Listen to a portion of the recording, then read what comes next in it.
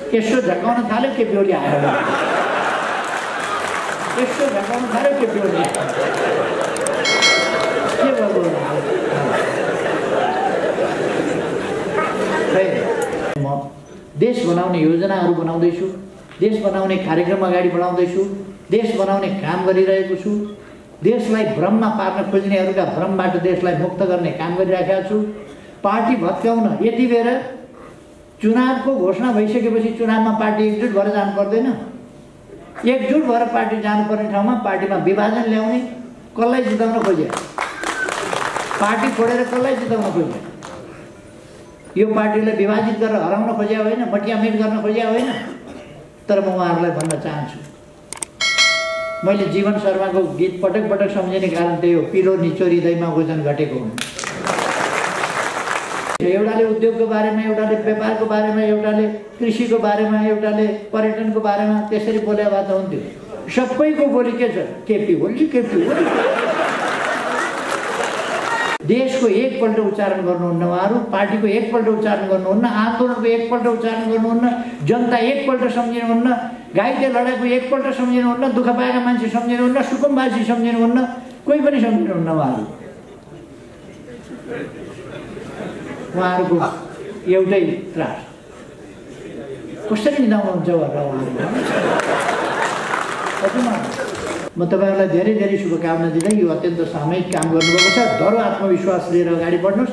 हामी जित्छौँ, हामी बाहेक जित्ने अरू कोही छँदै छैन, कोही छँदै छैन।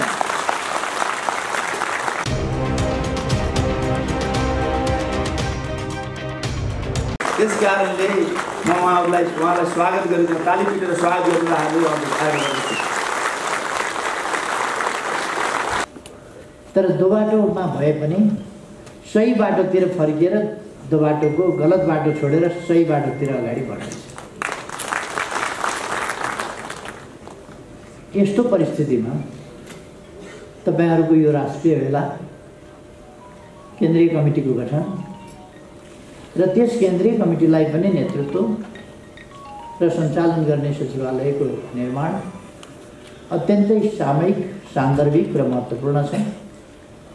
म तपाईँहरूको यस भेलाको सफलताको कामना गर्न चाहन्छु। केन्द्रीय कमिटीमा निर्वाचित सबै साथीहरूलाई हार्दिक बधाई भन्न चाहन्छु, शुभकामना भन्न चाहन्छु। तपाईँहरूको कार्यकाल अत्यन्तै सफल रहोस् र सचिवालयलाई शुभकामना भन्न चाहन्छु बधाईसहित कि तपाईँहरूको काँधमा ठुलो जिम्मेवारी छ। यस सेक्टरलाई उद्योग, वाणिज्य आदिको सम्पूर्ण सेक्टरलाई राजनीतिक हिसाबले सही बाटोमा डोर्याउने, यस क्षेत्रमा लागेका कोही पनि साथीहरूलाई भ्रम र अन्योलमा पर्न नदिने, भ्रम अन्योलबाट मुक्त गर्ने, अरू साथीहरूलाई पनि समेट्दै लिएर अगाडि बढ्ने, आफूसँग रहेका, आफू बिचमा रहेका सानातिना अन्तर्विरोधहरूमा नअल्झिने, ती अन्तर्विरोधहरूको सहज ढङ्गले समाधान गर्ने, आपसी आलोचना, आत्मआलोचनाका नाउँमा मैले भन्ने गरेको छु, आलोचना सच्याउनका लागि हो, होच्याउनका लागि होइन। होच्याउने ढङ्गले आलोचना नगर्नुहोस्, साथीहरूको आलोचना सच्याउने ढङ्गले गर्नुहोस्। मित्रतापूर्ण ढङ्गले आलोचना गर्नुभयो भने, सच्याउने उद्देश्यले आलोचना गर्नुभयो भने, मैत्रीपूर्ण ढङ्गले आलोचना गर्नुभयो भने, वास्तवमा रहेका कमी कमजोरीलाई सच्याउन प्रेरित गर्नुभयो भने साथीले गुण मान्छन्, सच्याउँछन् र मित्रता सुदृढ हुन्छ। होच्याउने ढङ्गले आलोचना गर्नुभयो भने मित्रता खलबलिन्छ, एकता टुट्छ र विग्रह पैदा हुन्छ। बिस्तारै बिस्तारै त्यो स्थिति आउँछ। यस कुराको सही ढङ्गले नेतृत्व गर्न सचिवालय सफल हुन सकोस्, कामको संयोजन गर्न सफल हुन सकोस्। कामका थुप्रै क्षेत्रहरू छन्। सचिवालयको काँधमा बहुत धेरै ठुलो जिम्मेवारी छ। 7वटा प्रदेश छन्, 77वटा जिल्ला छन्, अनेक क्षेत्र छन्। यसका वस्तुगत क्षेत्र छन्, जिल्लागत क्षेत्र छन्, अरू क्षेत्र छन्, थुप्रै क्षेत्र छन्। व्यवसायका क्षेत्र छन्, यातायातका क्षेत्र छन्, निर्माणका क्षेत्र छन्, अरू क्षेत्रहरू छन्, उद्योगका क्षेत्र छन्, व्यवसायका क्षेत्र छन्, थुप्रै सङ्गठनहरूसँग सम्बन्धित कर्पोरेट क्षेत्रहरूसँग सम्बन्धित तपाईँहरूका थुप्रो कामहरू छन् र यति धेरै पेसाहरूको विविधता, व्यवसायहरूको विविधता, भौगोलिक क्षेत्रको विविधता, 7 प्रदेश, 77 जिल्ला, 753 पालिकाहरू, यी सबै र वडासम्म तपाईँहरूले समेट्नुपर्ने उत्तरदायित्व छ। यसको विविधताको व्यापकता छ र तपाईँहरूले अवश्य नै सक्रिय हुनुपर्दछ। सक्रिय हुँदा पनि योजनाबद्ध ढङ्गले, सङ्गठित ढङ्गले सक्रिय हुनुपर्दछ, नत्र भने तपाईँहरूले काम भ्याउनुहुन्न, फेरि काम अलपत्र पर्छ। काम अलपत्र नपरोस्, व्यवस्थित ढङ्गले, योजनाबद्ध ढङ्गले काम अगाडि जाओस् भन्ने कुरामा तपाईँहरूले ध्यान दिन जरुरी छ भन्ने मलाई लाग्छ। त्यसो गर्दा तपाईँहरू सफल हुन सक्नुहुनेछ। मेरो शुभकामना छ तपाईँहरूलाई सफलताको लागि। अब मैले धेरै केही भन्नु पर्ला जस्तो लाग्दैन। राजनीतिक परिस्थिति तपाईँहरूले देख्नुभएको छ, पार्टी कसरी चलेको थियो तपाईँहरूले देख्नुभएको छ, सरकार कसरी चलेको थियो तपाईँहरूले देख्नुभएको छ। हामीले बलजफ्ती अत्यन्तै प्रभावकारी ढङ्गले काम गरेका छौँ। अहिले भर्खर मात्रै मैले झन्डै 2 घन्टा लामो सम्बोधन गरेर आएँ। केही समय त मन्त्रीज्यूहरू पनि त्यहाँ हुनुहुन्थ्यो, पछि यताको कार्यक्रमले गर्दा हिँड्नुभयो। लामो सम्बोधन गरेको छु। हामीले गरेका कामहरूमध्ये यति धेरै काम गरेका छौँ, हामीले उल्लेखनीय काम गरेका छौँ, ऐतिहासिक काम गरेका छौँ र युगान्तकारी कामहरू गरेका छौँ। कतिवटा युगको अन्त्य गरिदिएका छौँ हामीले र नयाँ युगको थालनी गरेका छौँ विभिन्न क्षेत्रमा। तसर्थ सरकार इतिहासमा कहिल्यै भन्दा बढी यो भिजनका साथ, दृष्टिकोणका साथ, योजनाका साथ हरेक क्षेत्रमा कसरी काम गर्न सकिन्छ त्यसअनुसार हामीले गरेका छौँ काम। तसर्थ म साथीहरूलाई ढुक्कले पुस्तिकाहरू लिएर, पुस्तिकाहरू उपलब्ध छन्, पुस्तिकाहरू प्राप्त छन्, ती लिएर अध्ययन गर्ने, जनताका बिचमा जाने, कुन सेक्टरमा हामीले के काम गरेका छौँ भन्ने कुरा जनतालाई बुझाउने, कार्यकर्तालाई बुझाउने, साथीहरूलाई बुझाउने, ती कामहरू गर्न सकिन्छ। हामीले असाधारण काम गरेका छौँ। यो काम गर्न बाधा व्यवधान नभएको भए, पार्टीका नेताहरूबाट समर्थन पाएको भए, पार्टीका नेताहरूले सहयोग गरेका भए काम कति अगाडि जान सक्थ्यो। तर तपाईँहरूले देख्नुभएको छ कुनै नेताहरूले, खास गरेर टुप्पामा बसेका नेताहरूको ध्यान अनुचित र अस्वस्थ ढङ्गले प्रधानमन्त्री हुने, अनुचित र अस्वस्थ ढङ्गले अध्यक्ष हुने बाहेक हुन्छ। देशको बारेमा गएन, जनताको बारेमा गएन, विकास निर्माणको बारेमा गएन, समाजलाई अगाडि बढाउने ती कुराहरूमा नेताहरूको ध्यान गएन। त्यो तपाईँहरूले देख्नुपर्छ। जाँदै गएन। कहिल्यै पनि एक वचन पनि, उदाहरणका लागि तपाईँलाई भन्नु, माधव नेपालले सरकारको समर्थनमा एक शब्द बोलेको तपाईँहरूले कहिल्यै सुन्नुभयो? कहिल्यै बोल्नुभएको छैन। बोल्दिनँ नै भन्नुहुन्छ। बोल्दैन सरकारको समर्थन। वरिष्ठ नेता अध्यक्ष चाहिहालेको छ, पार्टीको पक्षमा बोल्दिन, सरकारको पक्षमा बोल्दिन। एकजना नेताले हाउभाउ गरेर बैठकमा देखाउनु भयो। कस्तो देखाउनु भयो भने खुट्टो यसो अगाडि टेक्नुभयो। मैले हिँड्दा यसै गरी अगाडि नै टेक्ने हो खुट्टाले। तर यदि त्यहाँ टेक्दा केपी ओलीलाई फाइदा हुने रहेछ भने त्यहाँ नटेकेर ऊ त्यता बाङ्गोपट्टि टेक्छ। उहाँले हाउभाउ गरेर अभिनय गरेर देखाउनु भयो। यहाँ टेक्दा म अगाडि बढ्दा त हिँड्दा त यहीँ टेक्नुपर्छ। त्यो टेक्दा केपी ओलीलाई फाइदा हुने रहेछ भने म त्यहाँ टेक्दिनँ, यतापट्टि खुट्टो लगाइदिन्छु। अब यस्तो राजनीति गर्नेहरूसँग के भन्नु? सही गलतको कुरो छैन। मैले सधैँ खुल्ला आह्वान गर्छु,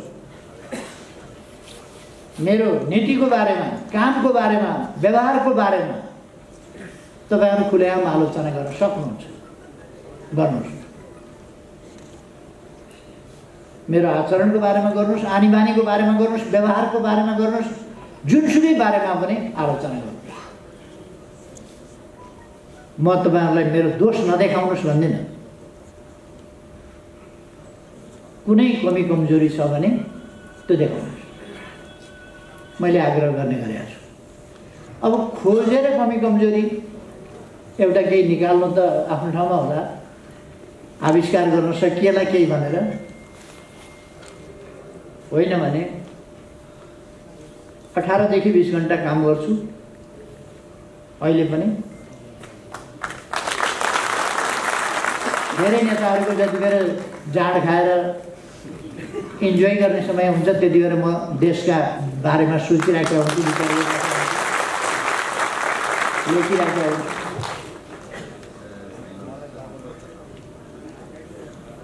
अरूले विभिन्न कुरामा खर्च गरिरहेका हुन सक्छन्, म त्यो कुरामा खर्च गर्दिनँ, मैले सामाजिक काममा खर्च गर्छु।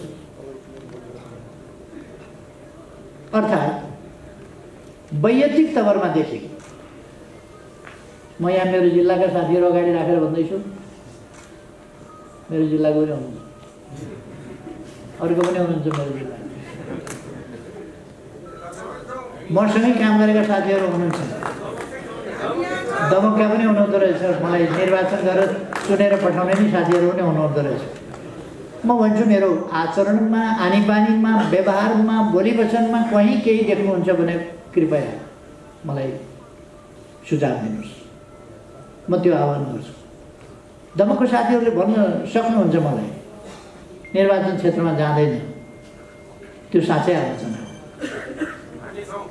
तर निर्वाचन क्षेत्रमा उहाँहरूले नै भन्नुहुन्छ निर्वाचन क्षेत्रमा मात्रै केन्द्रित हुनुपर्ने आवश्यकता होइन, देशभरि हेर्नुपर्छ। त्यसकारण निर्वाचन क्षेत्र अहिले पनि साथीहरूले सुनेर त्यहाँ हामी छौँ, त्यहाँ साथीहरू हुनुहुन्छ।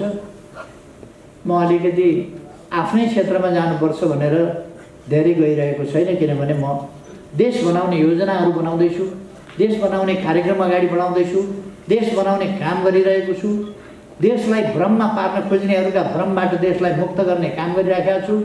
पार्टी भत्काउन यति बेर चुनावको घोषणा भइसकेपछि चुनावमा पार्टी एकजुट भएर जानु पर्दैन।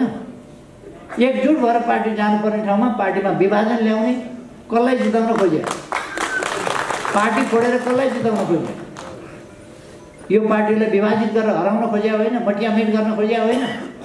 तर म उहाँहरूलाई भन्न चाहन्छु, मैले जीवन शर्माको गीत पटक पटक सम्झिने कारण त्यही हो, पिलो निचोरिँदैमा ओजन घटेको हुन्। पिलाको खिल निस्किँदैमा ओजन घट्या हुन्न सर। त्यसकारण उहाँहरूले पार्टी फुटायौँ भने पनि, पार्टी फुट्छु भने पनि उहाँहरू फुट्नु होला, उहाँहरू जानु होला। 100-150 मान्छे, 200-400 जानु होला, तर 3 करोड नेपालीमा जनता उता जाँदैन। लाखौं कार्यकर्तामा उता कार्यकर्ता जाँदैन, 2-4 मान्छे छन्। केही मान्छेहरू कोबाट सञ्चालित हुन् थाहा छैन। तपाईहरुले अस्ति सुन्नुभयो 16 जना मान्छे लाइन लागेर वक्ता भए, 16 जना वक्ता लाइन लागेर एउटा आमसभामा एउटा पार्टीको कुरा भन्नलाई 16 जना चाहिन्छ। एउटा पार्टीको कुरा भन्न 16 जना लाइन लागेर 1 नम्बर भन्यो गयो, 2 नम्बर भन्यो गयो, 3 नम्बर भन्यो गयो, 4 नम्बर भन्यो गयो भन्ने कुरा के भन्दा ठिकै छ। एउटाले उद्योगको बारेमा, एउटाले व्यापारको बारेमा, एउटाले कृषिको बारेमा, एउटाले पर्यटनको बारेमा त्यसरी बोले भए त हुन्थ्यो। सबैको बोली के छ? केपी ओली, केपी ओली।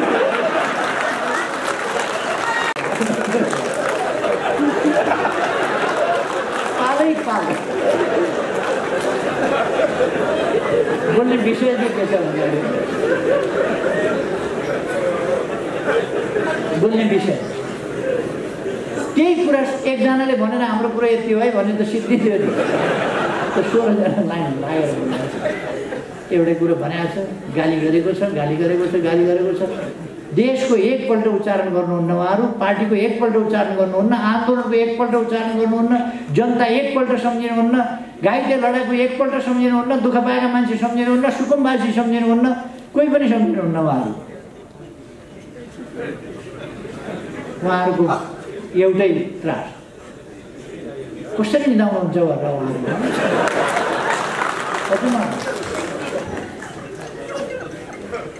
यसो झकाउन थाल्यो के बेहुली आएर, यसो झकाउन थाल्यो के बेहुली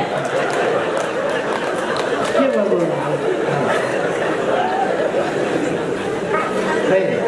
त्यो होइन। हाम्रो विषय देश हो, हाम्रो विषय जनता हो, हाम्रो विषय लोकतन्त्र हो, हामीले प्राप्त गरेका उपलब्धिहरूको रक्षा गर्नु हो, हामीले बनाएको संविधानको रक्षा गर्नु हो। यत्रो बलिदान दिएर, यत्रो सङ्घर्ष गरेर, यत्रो कठिन सङ्घर्ष गरेर हामीले यो स्थिति प्राप्त गरेका छौँ। यस स्थितिको रक्षा गर्नु हो। सङ्घीय लोकतान्त्रिक गणतन्त्र हामीले ल्याएका छौँ, त्यसको रक्षा गर्नु हो, त्यसलाई सुदृढ गर्ने हो, त्यसमा रहेका कमी कमजोरी हटाउने हो, संविधानको रक्षा गर्ने हो, त्यसको व्यवहारिक र प्रभावकारी कार्यान्वयन गर्ने हो हाम्रो विषय। देश पछाडि परेको छ, देशलाई समृद्धिको बाटोमा लानु छ, विकासको बाटोमा लानु छ, सुशासनमा लानु छ, देशलाई सच्याउनु छ। यस देशमा अझै पनि अपराधीहरू छन्, आफ्नै छोरीचेलीहरूलाई बलात्कार गरेर हत्या गर्ने अपराधीहरू छन् यस देशमा। त्यस्तो देशलाई सच्याएर एउटा सभ्य सुन्दर देश बनाउनु छ हाम्रो विषय थियो। मानिसहरूका मनदेखि अपराधिक मनोवृत्ति हटाउनु छ, भ्रष्ट प्रवृत्ति हटाउनु छ।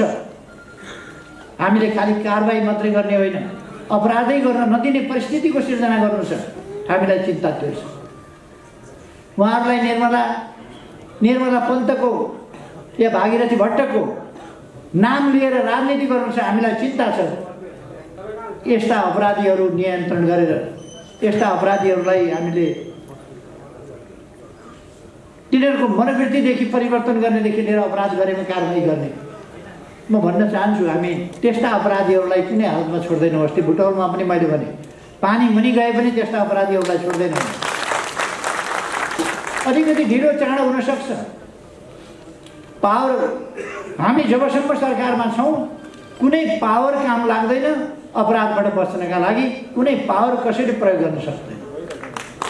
पहिले हामीले देख्यौँ 24जना मान्छे जिउँदै भट्टामा हालेर जलाउनेहरू कारवाही हुनुपर्ने, जेलमा बस्नुपर्ने ठाउँमा मन्त्री भएर झन्डा हल्लाएर हिँड्थे। थाहा थिएन ती रौतहटका माधव नेपाललाई, ती रौतहटको घटना, तर साँठगाँठ थियो। सत्ता प्राप्त गर्न, सत्ता चलाउन, सत्ता टिकाउनका लागि 24जना भट्टामा हाल्नेलाई मन्त्री बनाएर झन्डा दिएर हिँडाएर बसेका थिए माधव नेपाल। अहिले बडा खातिरदारी गर्छ, स्वच्छता, तर त्यस बेला त साँठगाँठ गरेर उहिलेदेखिका पनि अपराधीहरू हामी खोजेर निकालिरहेका छौँ भने अहिले भइरहेका अपराधका पनि अपराधीहरू कहीँ उम्किन पाउँदैनन्। तिनीहरूलाई हामी न्यायको कठघरामा उभ्याएर छोड्छौँ, दोषीलाई कारवाही गर्छौँ र पीडितलाई न्याय दिन्छौँ। हाम्रो त्यो सङ्घर्ष, हाम्रो देश बनाउने अभियान। मैले अघि भर्खर तथ्य तथ्याङ्कहरू थुप्रै राखेँ। गरिबी बढेको छैन यो कोभिडका बावजुद, गरिबी घटेको छ, आम्दानी बढेको छ अहिले। र यदि कोभिड-19 नभएको भए यस 1 वर्षमा हामी देशलाई निकै माथि उठाइसक्यौँ। तर पनि अहिले पनि देश पछाडि परेको छैन। अब कोभिड-19 कमजोर भएको छ, हामीले भ्याक्सिन सुरु गरेका छौँ, जनतामा काफी सचेतनता आएको छ र कोभिड भ्याक्सिन आइसकेपछि अब कोभिड समाप्त भएर जान्छ। हाम्रा विद्यालयहरू चल्छन्, हाम्रा अस्पतालहरू चल्छन् र हाम्रा कलेजहरू चल्छन्, हाम्रा व्यवसायहरू चल्छन्। फेरि हामीले सामान्य जनजीवनको लय समाउँछौँ र देश अगाडि बढ्छ। हामी तीव्र आर्थिक वृद्धि दरमा जाँदैछौँ। अर्को वर्षको यस वर्ष हामी त्यो दाबी गर्न सक्दैनौँ, तर 22बाट हामीले आर्थिक वृद्धि दरलाई डबल डिजिटमा पुर्याउने त्यो स्थिति बन्छ। त्यो स्थिति किन बन्छ भने हामी विभिन्न उद्योगहरू स्थापना गर्दैछौँ, विभिन्न खानीहरू उत्खनन गर्दैछौँ।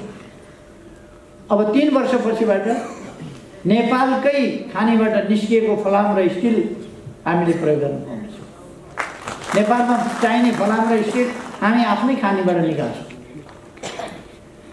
त्यसै गरेर दैलेखमा हामी पेट्रोल डिजेलको खानी अध्ययन अन्वेषण गरिरहेका छौँ र त्यहाँ तेल छ भन्ने कुरा छ। अब हामी त्यसको प्रशोधन कारखाना राखेर उत्खनन गर्ने, प्रशोधन राख्ने र केही वर्षभित्र त्यसको प्रयोग गर्ने र बरेको बाहिर बजारमा बिक्री गर्ने, ती कामहरू हामी गर्छौँ। त्यसर्थ हाइड्रो पावरको सेक्टरमा तपाईँहरूले देख्नुभएको छ, म प्रधानमन्त्री भएको 1 हप्ताभित्र मैले भने अर्को तिहारमा तपाईँहरूले अँध्यारोमा दसैँ तिहार मनाउनु पर्ने छैन। मैले यो झापाबाट घोषणा गरेको थिएँ। दसैँको 9मीको दिन असोज 25 गते मैले शपथ ग्रहण गरेको थिएँ पहिलोपल्टमा प्रधानमन्त्री हुँदा, र दसैँको 9मीको दिन झापाको भेटघाट कार्यक्रममा मैले भनेको थिएँ यस तिहारमा सम्भव छैन, तर अर्को तिहार आधारभूत रूपमा अन्धकार हटाएर उज्यालो तिहार हुनेछ। तर त्यसका लागि म चुप लागेर बसेको होइन, त्यसका तयारीहरू गरेँ र अर्को वर्ष त्यो सम्भव हो। जस विभिन्नले लिन खोजे, मलाई जसको कुरा होइन, तर भारतबाट विद्युत ल्याउने सहमति मैले गरेँ। भारतबाट विद्युत किन्ने, यहाँको विद्युत उत्पादन कसरी गर्ने, त्यसको चाँजो पाँचो कसरी गर्ने, ट्रान्समिसन लाइनको सुधार कसरी गर्ने आदि कुरा। अहिले नेपालमा 90% भन्दा बढी जनताले विद्युतको प्रयोग गर्दछन्। अत्यन्त दुर्गम ठाउँहरू त्यस्तोमा मात्रै केही बाँकी छ, त्यसमा पनि हामी वैकल्पिक ऊर्जाबाट व्यवस्था गर्न खोज्दैछौँ। खै त्यतापट्टि मैले गइरहनु परेन। तपाईँहरूले आज मैले बोलेको कुराको पुस्तिकाहरू प्राप्त गर्नुहुनेछ साथीहरूले, र त्यसबाट पर्याप्त के कुन क्षेत्रमा के काम भएका छन् भन्ने कुराको जानकारी साथीहरूले प्राप्त गर्न सक्नुहुनेछ। म के भन्न चाहन्छु भने यसभन्दा पछि उद्योग वाणिज्य मन्त्रीज्यू नै हुनुहुन्छ। उहाँले सरकारका तर्फबाट नीतिहरू, सरकारले सोचेका कुराहरू, यस क्षेत्रमा गर्नुपर्ने कुराहरू, यस क्षेत्रका उद्यमी व्यवसायी, यस क्षेत्रका कार्यकर्ता, यी सबै कुराहरूलाई सम्बन्धमा सरकारको के नीति छ ती कुराहरू राख्नु नै हुनेछ। म के भन्न चाहन्छु भने रोजगारीका अवसरहरू सिर्जना हुने ठाउँमा लगानी गर्नुहोस्, सहकारीको अत्यधिक प्रयोग गर्नुहोस्, साना पुँजीलाई जोडेर ठुलो काम गर्न सकिने माध्यम सहकारी हो, ठुलो मात्रामा उत्पादन वृद्धि गर्न सकिने सहकारी हो, उत्पादनको एउटा क्षेत्रमा एउटा ठाउँमा भोल्युममा उत्पादन गर्ने त्यो क्षेत्र सहकारी हो, जसबाट हामी निर्यात गर्न सक्छौँ। सानो मात्रामा उत्पादन भयो भने त्यसले बजार पाउँदैन, ठुलो मात्रामा उत्पादन भयो भने त्यसले बजार पाउँछ। त्यसकारण बजार प्राप्त गर्नका लागि ठुलो भोल्युममा उत्पादन गर्नुहोस्। त्यसलाई सहकारीको माध्यम पनि बनाउन सकिन्छ, सहकारीको विधि अपनाउन सकिन्छ र देशका लागि आत्मनिर्भरतातर्फ देशलाई लाने उपभोग्य वस्तुहरूको उत्पादन गर्ने कुरा गर्नुहोस्। र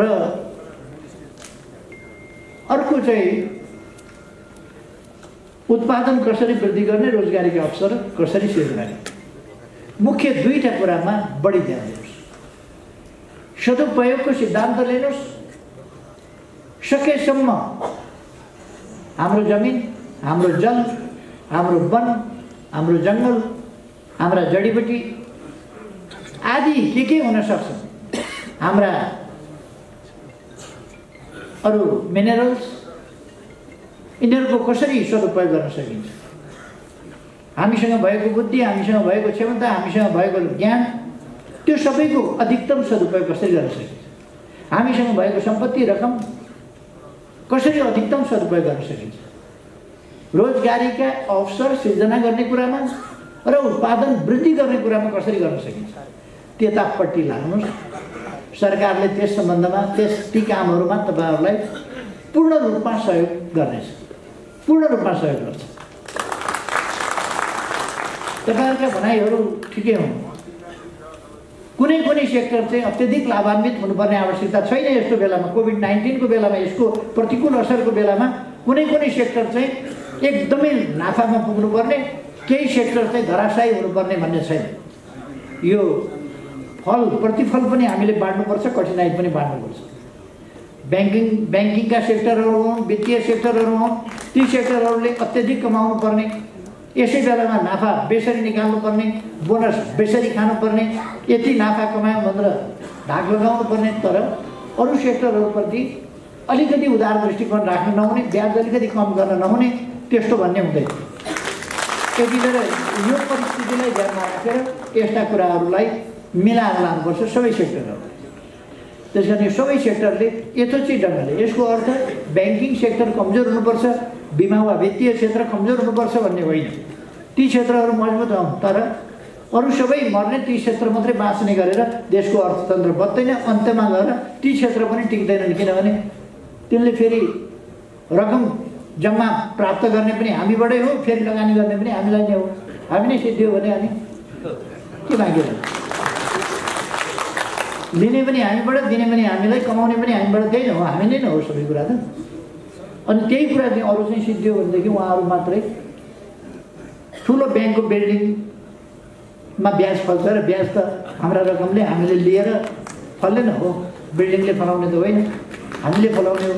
हामी त्यो अवस्थामा रह्यौँ, कर्जा लिन सक्ने अवस्थामा रह्यौँ, कर्जाको ब्याज तिर्न सक्ने अवस्थामा रह्यौँ भने ब्याङ्कहरू फर्टाउने हो। त्यसर्थ यी पक्षहरूलाई हामी सबैले बुझ्नुपर्दछ र यस सम्बन्धमा सरकारले के गर्नुपर्छ, कहाँनिर कम्पेन्सेट गर्नुपर्छ त्यो यथाशक्य। किन सरकारलाई त सबैतिरको आर्थिक मारको अन्तिम निष्कर्ष त सरकारलाई परेको छ। अन्तिम निचोड त मारको निचोड, प्रतिकूलताको निचोड अन्तिममा त सरकारलाई परेको छ।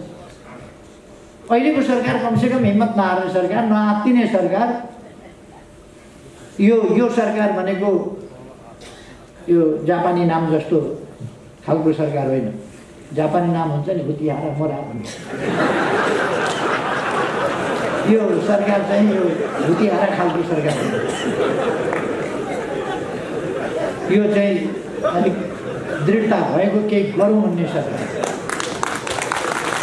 त्यस कारण यो आत्तिँदैन। अप्ठ्यारो परिस्थिति आयो भने पनि यसले आत्तिँदैन, केही गर्छ, गरेर देखाउँछ। यस सन्दर्भमा तपाईँहरू लाग्नुभएको छ, लाग्नुहोस्। तपाईँहरूको शपथ ग्रहण माननीय मन्त्रीज्यूले गराउनु हुनेछ। त्यसकारण मैले त्यसका लागि पर्खिरहनु पर्ने केही पनि छैन। म निकै थकित भएर आएको छु त्यो बेलामा। त्यसर्थ म तपाईँहरूलाई धेरै धेरै शुभकामना दिँदै यो अत्यन्त सामूहिक काम गर्नुभएको छ। दह्रो आत्मविश्वास लिएर अगाडि बढ्नुहोस्। हामी जित्छौँ, हामी बाहेक जित्ने अरू कोही छँदै छैन, कोही छँदै छैन। हामी किन जित्छौँ भने हाम्रो मस्तिष्कमा देश छ, जनता छ, जनताका समस्या छन्, तिनको समाधान गर्ने सङ्कल्प छ, प्रतिबद्धता छ, अठोट छ। त्यसकारण हामीले जित्छौँ। यस क्षेत्रमा भएका साथीहरू केही थाके, केही बुढा भए। अब नसक्ने भएपछि के हो? कसैले बिर्सिन थाले। के भन्छ?